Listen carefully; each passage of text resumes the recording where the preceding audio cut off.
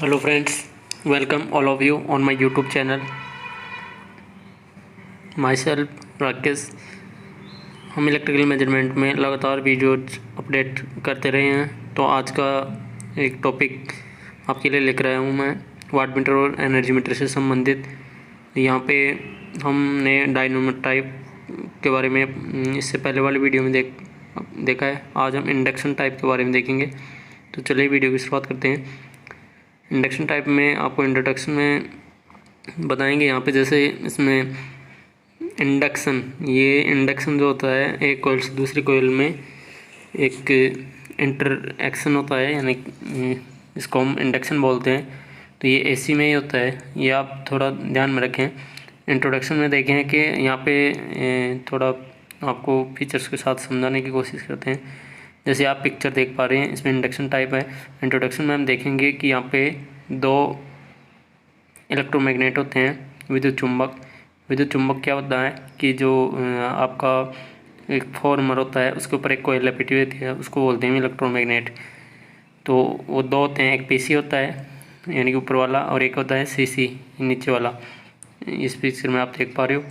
तो यहाँ पे इन दोनों का आपस में कोई जो प्रतिक्रिया होती है, उसके द्वारा इनको एक्साइट किया जाता है, इनको सप्लाई दी जाती है। एल्यूमिनियम शक्ति है, स्पिंडल है, और फिर पॉइंटर, और फिर स्केल पर इस प्रकार से रीडिंग देता है। तो आइए चलिए समझते हैं इसकी कंस्ट्रक्शन क्या है, इसका फीचर्स क्या क्या हैं।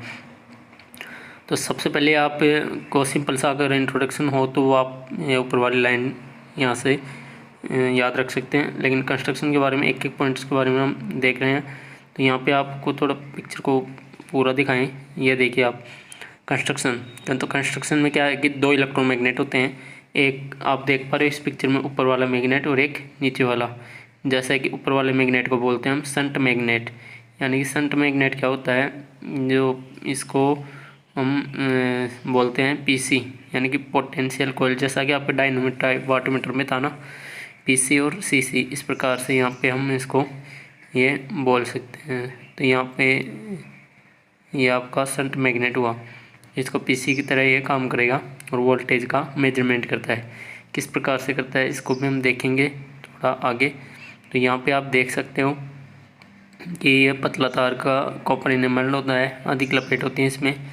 दूसरा क्या है कि लाइन के पैरेलल में जुड़ता है, यानी एक साइड से इसको फेज मिलता है और दूसरी साइड से इसको न्यूट्रल मिलता है। ये इसका कंप्लीट होता है वाई कनेक्शन। इस प्रकार से अब दूसरा जो आपका मैग्नेट है, वो मैंने यहाँ पे सॉरी लिखा नहीं है, सीरीज मैग्नेट इसको बोलते हैं, और ये सीसी की तरह काम करता है और ये करंट का मेजरमेंट करता है। और यहाँ पे मोटा तार का होता है, थोड़ा थिकनेस ज़्यादा होती है इसकी, और ये एक ही तार में लपेटा हुआ होता है। कहने का मीन ये है कि जिस साइड से आप सप्लाई देते हो उसका वो एक ही वायर से आर पार जाता है। तो ये लाइन के सीरीज में जुड़ा होता है। और जैसे आप इसमें देख पा रहे हो पिक्चर में, सीरीज मैग्नेट, शंट मैग्नेट, और इन दोनों के बीच में एक लगी हुई है एल्यूमिनियम डिस्क। तो यहाँ पे सेटिंग रिंग बोलते हैं हम इसको। तो ये कॉपर रिंग जो लगी हुई है वो सेटिंग रिंग का काम कर रही है। वोल्टेज और करंट की दोनों के बीच में 90 डिग्री का फेज एंगल रखने के लिए पीसी जो है आपका, जो आपका शंट मैग्नेट वाला हिस्सा है, उसके ऊपर, यानी कि उसको कसे ये इसकी एक बीच वाली भुजा होती है, उस पर कॉपर रिंग लगी होती है। और जो एल्यूमिनियम डिस्क है आपकी, वो एल्यूमिनियम डिस्क रोटेशन का काम करती है। तो यहाँ पे ये जैसे ही दोनों का कुछ मूवमेंट होता है, उसके द्वारा ये एल्यूमिनियम डिस्क घूम जाती है और रीडिंग देती है। इस प्रकार से इसकी कंस्ट्रक्शन होती है। अब वर्किंग की बात करें तो वर्किंग में है कि जैसे दोनों मैग्नेट में सप्लाई देते हैं हम सबसे पहले, तो दोनों का आपस में फ्लक्स जो कटता है, उससे डिस्क में ईएमएफ बनता है और एल्यूमिनियम डिस्क, और उसमें एडी करंट प्रवाहित होती है। एडी करंट और दोनों जो कॉइल का फील्ड फ्लक्स है, यानी कि दोनों जो मैग्नेट है उनका फील्ड फ्लक्स है, उनके आपस में एक्स जो प्रतिक्रिया होती है, उससे डिस्क में एक डिफ्लेक्शन टॉर्क उत्पन्न होता है। तो डिफ्लेक्शन टॉर्क से डिस्क मूवमेंट करने लगती है, यानी कि रोटेशन करने लगती है, घूमने लगती है। तो इस प्रकार से आप समझते हो कि सिंपल सी लैंग्वेज में आप ये भी कह सकते हो कि पीसी या सीसी जो हैं, उनके चुंबकीय क्षेत्रों में परस्पर डिफ्लेक्शन टॉर्क उत्पन्न होता है, और जो डिस्क को रोटेट करता है, डिस्क को घुमा देता है, जिससे डिस्क से जुड़ा हुआ है, और डिस्क को रोटेट करता है, ये सिंपल सा है। और इनमें एक लाइन स्पेल्ट हो गई है यहाँ पे। इस पर से पॉइंटर स्केल वगैरह यहाँ कुछ भी नहीं होता है। इसमें डिस्प्ले होता है जो डिस्क से ही हमें रीडिंग मिलती है।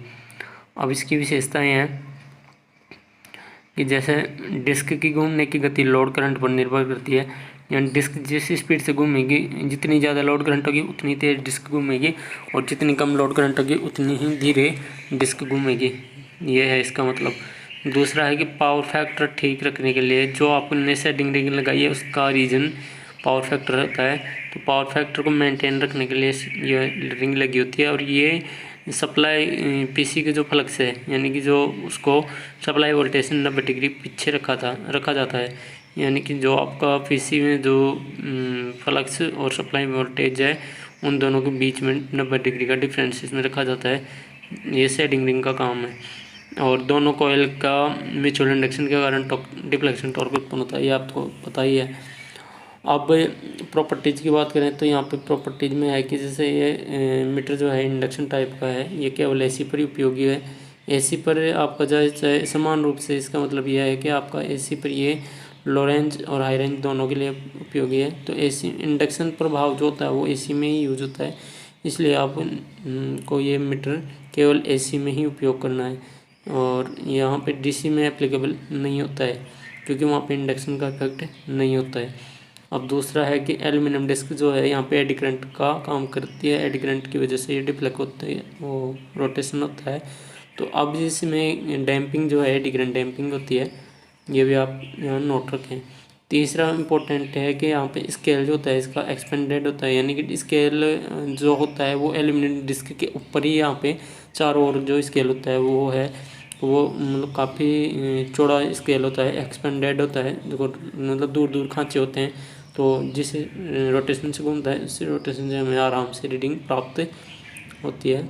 अब डिज़ाइन की बात करें तो डिज़ाइन में है कि ये नॉर्मल रेंज तक तो ये मीटर फंक्शन करते ही हैं। इंडक्शन टाइप मीटर काम में लेते हैं, नॉर्मल वोल्टेज यानी सिंगल पेज, 3 पेज, इस प्रकार से।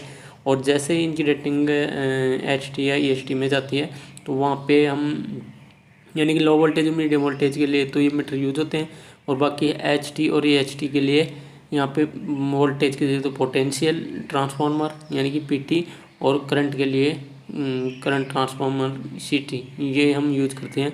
ये इंस्ट्रूमेंट ट्रांसफार्मर कहलाते हैं। अब हम इंडक्शन टाइप मीटर्स की बात करें कि इंडक्शन टाइप मीटर्स कौन कौन से होते हैं, कि देखो जैसे हमने लगातार स्टडी करते हुए आ रहे हैं हम इंट्रोडक्शन से, PMMC टाइप्स के इंस्ट्रूमेंट्स कौन से होते हैं, MI टाइप्स के कौन से होते हैं, डायनोमीटर टाइप के कौन से होते हैं, इंडक्शन टाइप के कौन से होते हैं। इस प्रकार से आज आपका टाइप्स में क्लासिफिकेशन ऑफ इंस्ट्रूमेंट्स में लास्ट स्लाइड है, लास्ट वीडियो है इस। और वैसे हम अकॉर्डिंग टू यूज देखें तो एमीटर, वोल्टमीटर, वाट मीटर और एनर्जी मीटर, इस प्रकार से हम देख रहे हैं। तो यहाँ पे इससे पहले मैं बता देना चाहता हूँ आपको कि इंडक्शन से पहले हमने डायनमो टाइप वाट मीटर देखा, डायनमो टाइप मीटर्स देखे, उनमें 3 होते थे, एमीटर, वोल्ट मीटर और वाट मीटर। तो यहाँ पे इंडक्शन में भी 2 प्रकार के होते हैं, एक वाट मीटर होता है और दूसरा आपका एनर्जी मीटर। तो सबसे पहले देखते हैं हम वाट मीटर। तो वाट मीटर जो है आपका लो रेंज के लिए एप्लीकेबल होता है। देखो वाट मीटर आपको पता है वाट आउटपुट वाटेज के लिए यूज किया जाता है, और ये लो रेंज में एप्लीकेबल होता है। यहाँ पे अगर इसकी हाई रेंज में यूज करनी हो तो फिर PT और CT यूज होते हैं, यानी कि हाई वोल्टेज के लिए PT और हाई करंट के लिए CT। अब इसका यूज़ क्यों नहीं होता है, इसका रीज़न ये है कि ये अधिक कीमती होते हैं, क्योंकि ये जैसे ज़्यादा रेंज बढ़ेगी तो हाई कॉस्टली हो जाएंगे, और यहाँ पे पावर लॉस भी ज़्यादा होता है, इसलिए इनका यूज़ बहुत कम किया जाता है। इंडक्शन टाइप वाट मीटर्स का यूज़ नहीं होता है हाई रेंज के लिए, ठीक है। अब एनर्जी मीटर्स की बात करें तो एनर्जी मीटर्स देखो सिंपल सी बात है, एनर्जी यानी कि ऊर्जा मापन करते हैं। और यहाँ का जो टाइप्स है, यानी कि यहाँ सिंगल फेज में 2 वायर के लिए यूज होते हैं, यानी कि एक साइड सोर्स कनेक्ट होता है, एक साइड लोड कनेक्ट होता है, और सिंपल है ये, ठीक है। अब दूसरा है कि 3 फेज 3 वायर के लिए भी यूज होता है, यहाँ पे बैलेंस्ड लोड के लिए ही यूज होता है, यानी कि 3 वायर में मतलब है केवल फेज फेज फेज, इन तीनों के बीच में लगता है, तो यहाँ पे न्यूट्रल का कॉन्सेप्ट ही नहीं है। ठीक है, अब रही बात है आपका 3 फेज 4 वायर की, तो 3 फेज 4 वायर में यूज़ होता है अनबैलेंस्ड लोड के। तो अनबैलेंस्ड लोड के केस में फेज फेज फेज और न्यूट्रल यानी कि RYBN इस प्रकार से यूज होता है। तो ये आप ध्यान में रखें कि एनर्जी मीटर के टाइप्स ये 3 टाइप्स हैं, यानी कि 3 प्रकार के एनर्जी मीटर होते हैं। और यहाँ इनको यूज करने का फ़ायदा यही है कि ये हाई एक्यूरेसी के लिए यूज होते हैं और हाई सेंसिटिविटी इनकी होती है, यानी कि बारीक से बारीक कंजप्शन जो होता है, रीडिंग जो होती है उसको नोट कर लेते हैं। और साथ में ये है कि यहाँ पे लोअर या हाई रेंज के लिए ये AC में यूज़ होते हैं। ये इसका सबसे ज़्यादा फ़ायदा है। लो रेंज में भी यूज़ होता है, हाई रेंज के लिए भी यूज़ होता है। हाई रेंज में यही है कि GCT और PT के थ्रू जो कनेक्ट होता है वहाँ से इनका जो रीडिंग है वो एनर्जी मीटर के थ्रू हम रीड कर सकते हैं। और यहाँ हाई पावर लॉस है, तो यहाँ हाई पावर लॉस होते हैं, एरर्स भी होती हैं इनमें, क्रिपिंग है, स्पीड है, फेज है, फ्रिक्शन है, टेम्परेचर, इस प्रकार की कुछ एरर्स आती हैं। अब देखिए वाट मीटर जो है, वाट मीटर जो आपका यूज़ होता है वो विद्युत शक्ति मापन के लिए यूज होता है, यानी कि हम पावर या रेटिंग पता करने के लिए ही इसका यूज करते हैं। जैसे AC में हम करते हैं P = VI cos φ, तो हमें 3 प्रकार के अलग अलग मीटर चाहिए, वोल्ट मीटर, एमीटर और पावर फैक्टर मीटर। तो यहाँ हम तीनों मीटर्स के बजाय एक ही मीटर काम में लेते हैं, तो वाट मीटर। तो यहाँ पे वाट मीटर में आपको वाट ही वो मिलेगा, यूज होगा, लेकिन साथ में फिर PF मीटर भी आपको यूज करना होगा। इस प्रकार से आप पावर की कैलकुलेशन कर सकते हैं। DC के केस में पावर VI होता है, तो आपका वोल्ट मीटर या मीटर से भी आप काम चला सकते हो, या फिर आप ओनली वाट मीटर यूज कर सकते हो।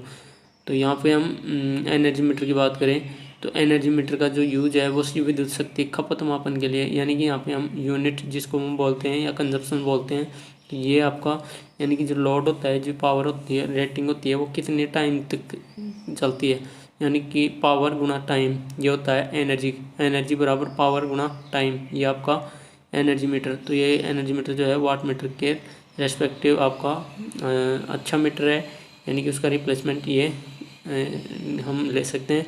और आजकल ब्रॉड लेवल पर ये यूज हो रहा है। एनर्जी मीटर्स के भी वही फंक्शन है, जैसे AC में यूज होता है आपका VI cos φ, तो volt meter, ammeter, power factor meter, तीनों का यूज ये एक ही जगह करता है। लेकिन एनर्जी मीटर में खास बात यह है कि जो आपका इंडक्शन टाइप का है, ये आपका ओनली वोल्टेज और करंट के रेस्पेक्टिव चलता है। और जो अलग है आपका इंटीग्रेटिंग, तो उसमें इस प्रकार के वैल्यूज होती हैं, वोल्टेज और एम्पियर और पावर फैक्टर, इन तीनों का वो कैलकुलेशन कर लेता है। तो ये वो इनमें एनर्जी मीटर में भी इंडक्शन और इंटीग्रेटिंग, ये हम एनर्जी मीटर के बारे में अलग से वीडियोज में डिस्कस करेंगे। तो अब हम वाट मीटर और पावर फैक्टर मीटर, इस प्रकार से दूसरा मेथड ये है कि हम एनर्जी की कैलकुलेशन तो दूसरे मेथड से भी कर सकते हैं कि watt meter into power factor, यानी कि वाट और पावर फैक्टर के अकॉर्डिंग भी कर सकते हैं, और टाइम को कैलकुलेशन करके एनर्जी निकाल सकते हैं। अब DC में पावर की बात करें तो DC में वोल्ट मीटर या मीटर से भी हम पावर कैलकुलेशन कर सकते हैं, और या फिर हम सीधा वाट मीटर लगा भी कैलकुलेशन कर सकते हैं। तो एनर्जी की कैलकुलेशन करने के लिए वाट मीटर और उस यानी कि टाइम कैलकुलेशन के साथ में वाट मीटर भी होना ज़रूरी है। लेकिन हम जो है आजकल आपका एनर्जी के लिए एक स्पेशल मीटर अलग से ही है, जो आपका इंडक्शन और इंटीग्रेटिंग टाइप का होता है। तो इस प्रकार से वाट मीटर के बजाय एनर्जी मीटर आपका मोस्टली रिप्लेसेबल है। तो अब आज का वीडियो आपको अच्छे से समझ में आया होगा। तो इस प्रकार से आज राज्य स्तरीय और राष्ट्रीय स्तरीय जितनी तकनीकी परीक्षाएं होती हैं उनकी तैयारी अपने यहाँ हमारे यहाँ YouTube चैनल से कर सकते हैं। तो आज के लिए इतना ही। अगर वीडियो पसंद आए तो लाइक और शेयर ज़रूर करें। वीडियो को देखने के लिए धन्यवाद। चैनल को सब्सक्राइब जरूर करें।